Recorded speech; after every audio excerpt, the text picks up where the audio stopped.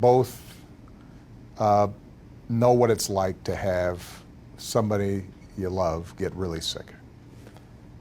And in some cases to lose somebody, but that loss is compounded when you see the stress on their faces because they're worried that they're being a burden on their families. They're worried about whether the insurance is going to cover the treatments that they need. I couldn't be prouder of what we got done. 20 million people have health insurance that didn't have it because of what we did. But you remember when we were talking about this, I always used to say the Affordable Care Act, Obamacare, it's like a starter house. Yep. It's the first house you get. And it's not the end of the process, it's the beginning of the process. You know, we used to say that, this is a starter house.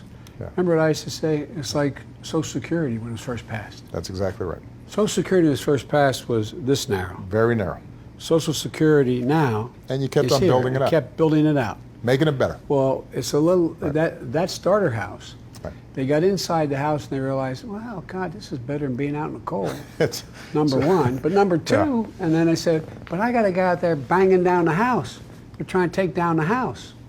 And I didn't realize the reason I had this house. And what's happening now is that you have so many people now.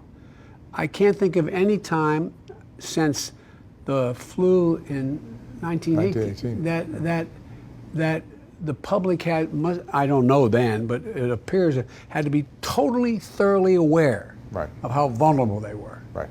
Now you have people going, oh my Lord. And look, you're absolutely right that it is hard to fathom anybody wanting to take away people's health care in the middle of a major public health crisis. And offer nothing. At a time when unemployment is in double digits. There's another issue that's been on our minds and was on our minds during my presidency, and that is the issue of race in America.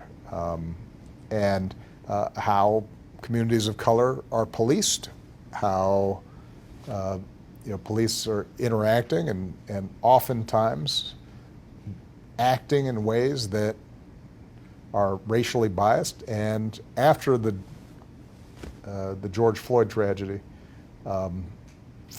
what we have seen is this extraordinary mobilization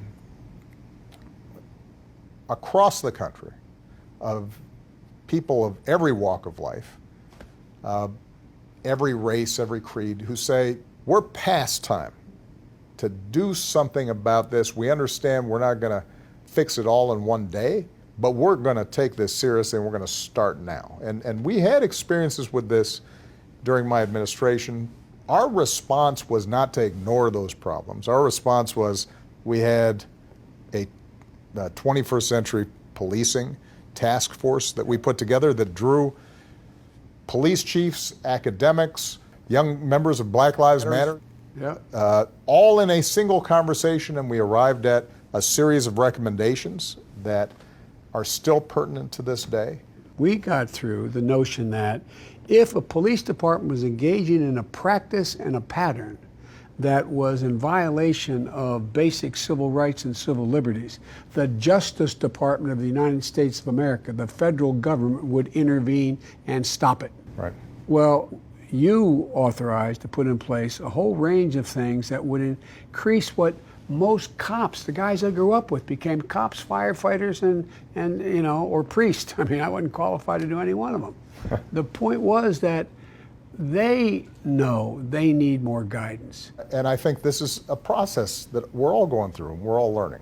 And something that I've always admired about you, Joe, is your willingness to listen and learn.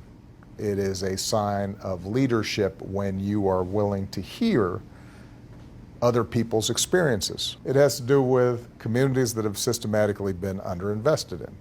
It has to do with hiring and the fact that, if you get on the phone applying for a job, send in your resume. If your name is John, you might get called back. If your name's Jamal, you might not. It's about to be able to accumulate wealth. It's about being able to be in a position.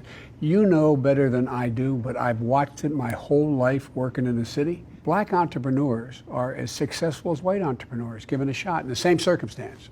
We're in a moment right now. My daughters, your granddaughters, have been involved in this moment. Best friends. In which this next generation is saying, we have beliefs in all people being equal, and we don't see that operating out there. We're going to do something about it. Yep. And I think the key right now, and this is why I have so much confidence in your administration, wanting to be a partner in harnessing that energy and bringing about concrete reforms, concrete steps, not just in the criminal justice system, not just with respect to policing, but also with respect to investment, jobs, business development, is going to send a signal of decency and regard and concern and community